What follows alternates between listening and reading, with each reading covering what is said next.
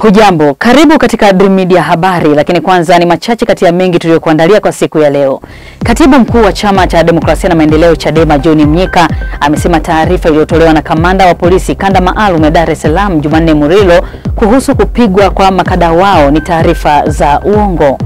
Wakati jana kanisa Katoliki jimbo kuu la Mbeya kuzindua jengo la wanafunzi wa chuo kikuu cha Kikatoliki Mbeya KUOM, wito umetolewa kwa vijana wanaohitimu vyuo mbalimbali nchini kujiajiri ili kupunguza wimbi la umaskini.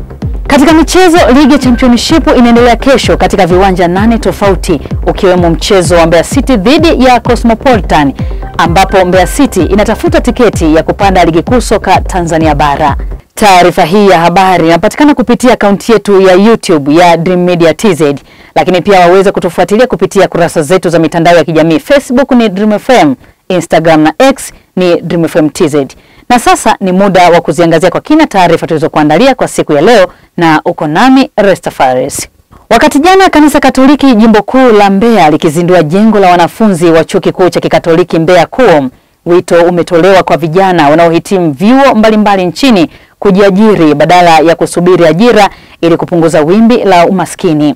Wito huu umetolewa na Askofu Mkuu jimbo la Mwanza Renatus Mkwande wakati wa uzinduzi wa jengo hilo, ambapo amewataka vijana kutosubiri ajira, badala yake wajiajiri ili kupunguza wimbi la vijana walioko mtaani ambao wengine wanajiingiza katika makundi ya kihalifu.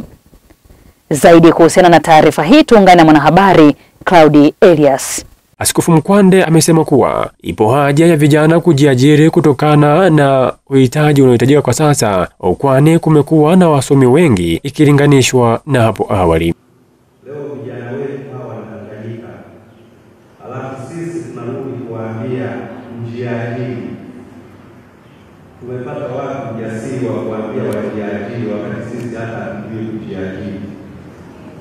Tumeweza kujiajiri baada ya kuajiriwa.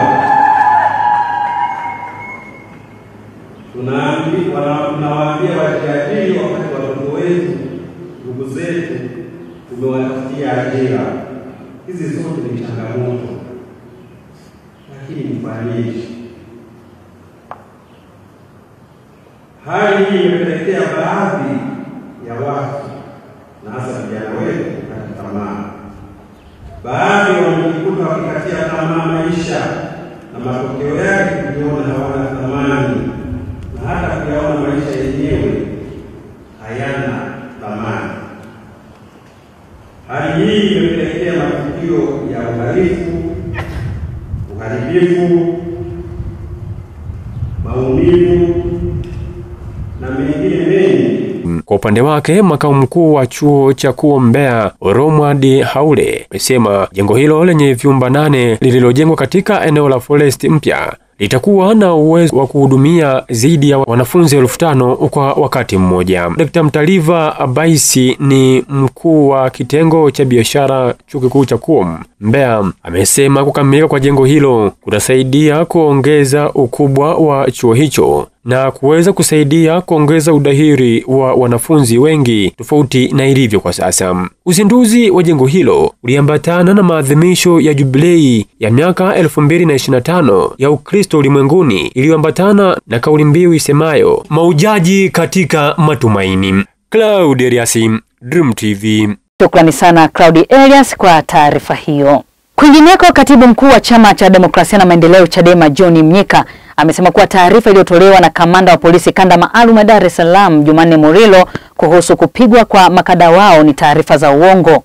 Akizungumza na waandishi wa habari, Mnyika amesema taarifa zinazotolewa na jeshi hilo zinakinzana, huku akisema tayari chama kimeelekeza na kuwaomba mawakili wa chama kufungua mashauri katika vyombo mbalimbali vya kimataifa vya haki za binadamu kutokana na matukio hayo.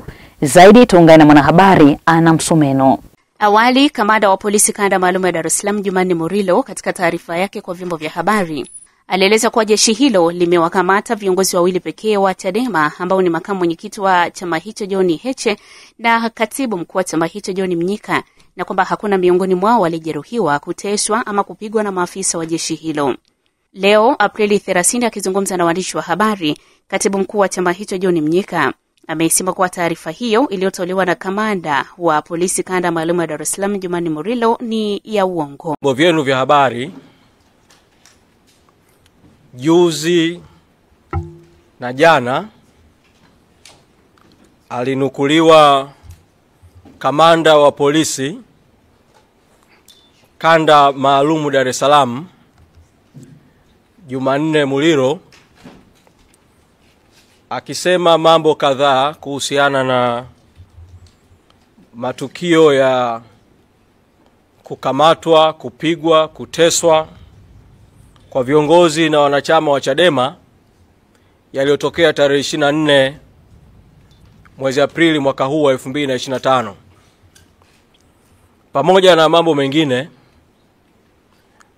kamanda Murilo amenukuliwa akisema kwamba katika siku hiyo ya tarehe 24 jeshi la polisi liliwakamata viongozi wawili wa Chadema pekee, na akamtaja makamu mwenyekiti bara Mheshimiwa John Heche, na akanitaja na mimi katibu mkuu John Mnyika. Lakini pili, kamanda Jumanne Murilo akasema hakuna viongozi wengine na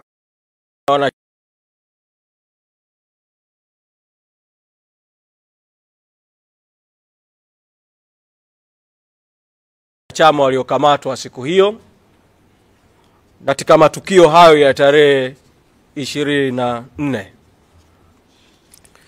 Tumewaita pamoja na mambo mengine kuwaeleza kwamba kamanda wa polisi kanda maalum Dar es Salaam Jumanne Murilo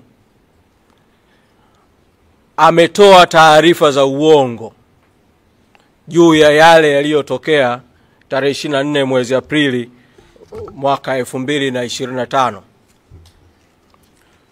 Kwanza, kwa kamanda wa polisi Murilo kudai kuwa walikamatwa viongozi wawili peke yake, taarifa yake inakinzana hata na taarifa ambayo jeshi la polisi lilitoa tarehe 24 mwezi Aprili mwaka 2025. Mnyika amesema jeshi hilo kudai kuwa wamekamatwa viongozi wawili pekee inakinzana na taarifa ambayo jeshi la polisi ilitoa awali tarehe 24 mwaka huu, ikieleza katika matukio ya tarehe 25 kuwa jumla ya viongozi na wanachama 5 wa Chadema walikamatwa. Hata hivyo, katibu huyo amesema tayari chama kimeelekeza na kuomba mawakili wa chama kufungua mashauri katika vyombo mbalimbali vya kimataifa vya haki za binadamu kutokana na matukio hayo. Ana Msumeno, Dream TV. Ni Ana Msumeno akihitimisha taarifa hiyo kutoka jijini Dar es Salaam.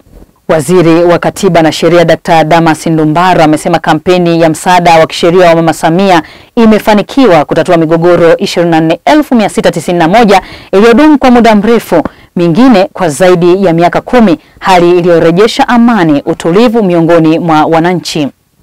Waziri Ndumbaro ameeleza pia kuwa katika kuhakikisha kuwa msaada wa kisheria unakuwa endelevu kwa wananchi, serikali pia imeanzisha madawati ya msaada wa kisheria kwenye mamlaka 184 za serikali za mitaa Tanzania bara, lengo likiwa ni kuongeza huduma na kukuza uendelevu wa msaada huo wa kisheria. Sara Mwambepo ndiye mwenye undani wa taarifa hii. Akizungumza bungeni jijini Dodoma wakati wa uwasilishwaji wa bajeti ya wizara hiyo, Waziri Ndumbaro amesema migogoro hiyo ni migogoro ya ardhi, ndoa za utotoni, matunzo ya watoto, ndoa, jinai, ukatili wa kijinsia na migogoro 5,704 ilitatuliwa na kuhitimishwa kwa njia mbadala kati ya migogoro 23,399 ya muda mrefu iliyopokelewa. Waziri Ndumbaro pia ameeleza kuwa katika kuhakikisha kuwa msaada wa kisheria unakuwa endelevu kwa wananchi, serikali pia imeanzisha madawati ya msaada wa kisheria kwenye mamlaka 184 za serikali za mitaa Tanzania bara, lengo likiwa ni kuongeza huduma na kukuza uendelevu wa msaada huo wa kisheria. Mheshimiwa Naibu Spika, katika utekelezaji wa kampeni hii, wananchi wamepatiwa huduma mbalimbali ikiwemo elimu kuhusu masuala ya haki, umiliki na utatuzi wa migogoro ya ardhi, matunzo ya watoto, ukatili wa kijinsia na haki za binadamu.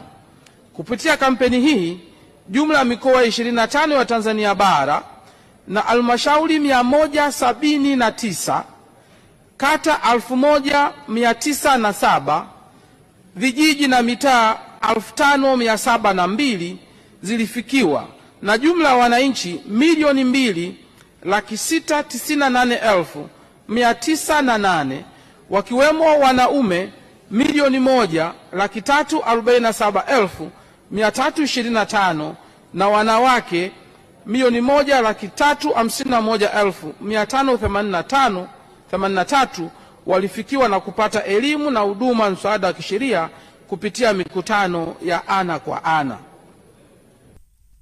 Kampeni hiyo ya msaada wa kisheria ambayo imewafikia jumla ya wananchi 2,698,908, kati yao wanaume wakiwa ni 1,347,325 na wanawake wakiwa 1,351,583 katika mikoa 25 ya Tanzania bara inayotimishwa jijini Dar es Salaam. Sara Mwambepo, Dream TV. Asante Sara Mwambepo kwa taarifa hiyo. Wa Dream Media, nikukumbushe kuendelea kutufuatilia kupitia kurasa zetu za mitandao ya kijamii. Facebook ni Dream FM, Instagram na X ni Dream FM TZ.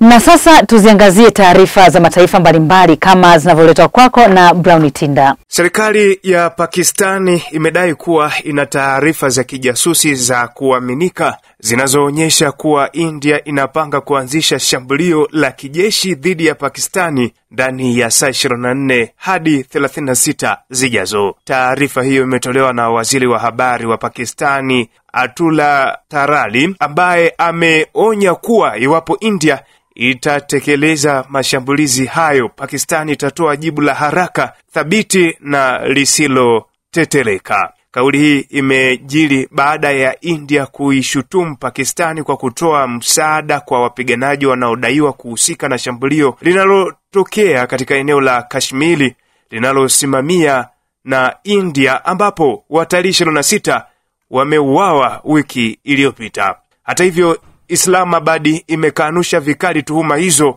ikizitaja kuwa ni za kupotosha na zisizo na msingi. Tarali amesema kuwa India inalenga kutumia tukio hilo kama kisingizio cha kuhalalisha hatua ya kichokozi ya kijeshi, akiongeza kuwa Pakistani haitakubali uchokozi wa aina yoyote bila kutoa majibu ya kulinda uhuru na hadhi yake. Mamia ya wanajeshi na maafisa wa polisi wa Kongo wanaotafuta hifadhi katika kituo cha Umoja wa Mataifa huko Goma tangu kutekwa kwa mji huo wa mashariki mwezi Januari wanahamishiwa Kinshasa, kamati ya kimataifa ya Msalaba Mwekundu ilisema hapo jana.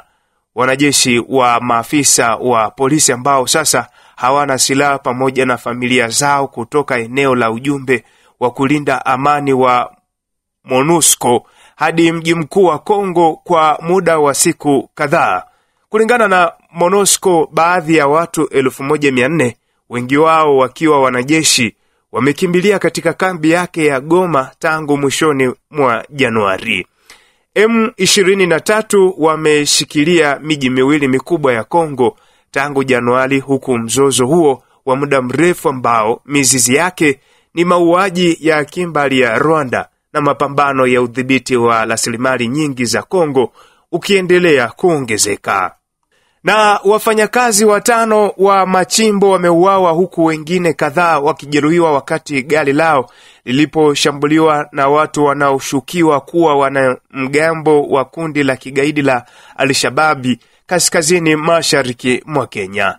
Kwa mujibu wa shirika la habari la Reuters, watu wapatao 10 waliokuwa wamejizatiti kwa silaha na wanaodaiwa kuwa wanachama wa kundi la Al-Shabaab lenye makao yake nchini Somalia walivamia basi dogo lilokuwa limebeba wafanyakazi hao alfajiri ya jana karibu na kijiji cha Bul Abul katika kaunti ya Mandera.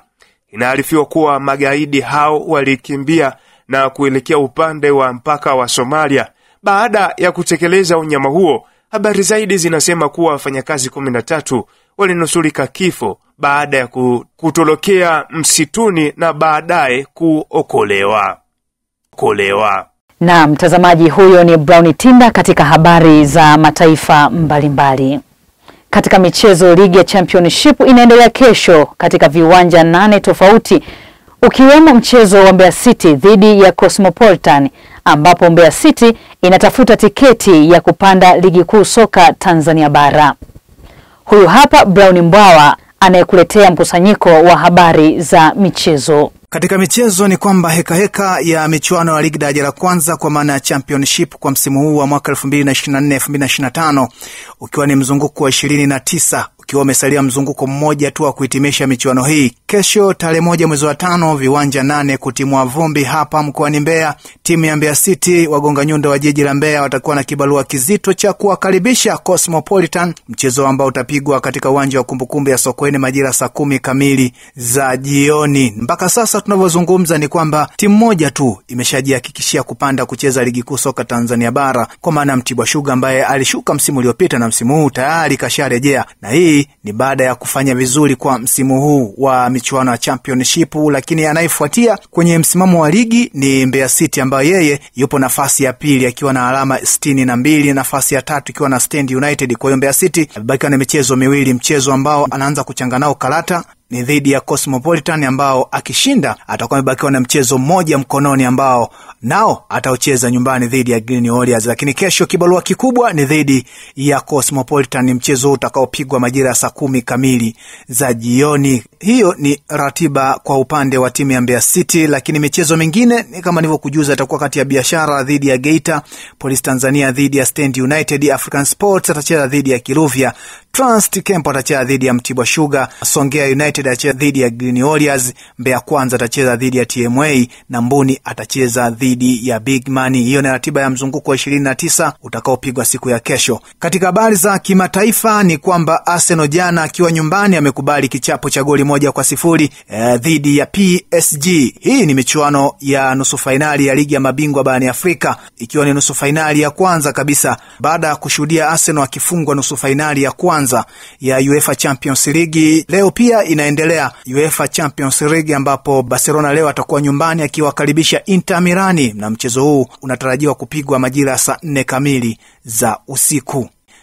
Asante sana Brown Mbwawa kwa taarifa hizo za michezo.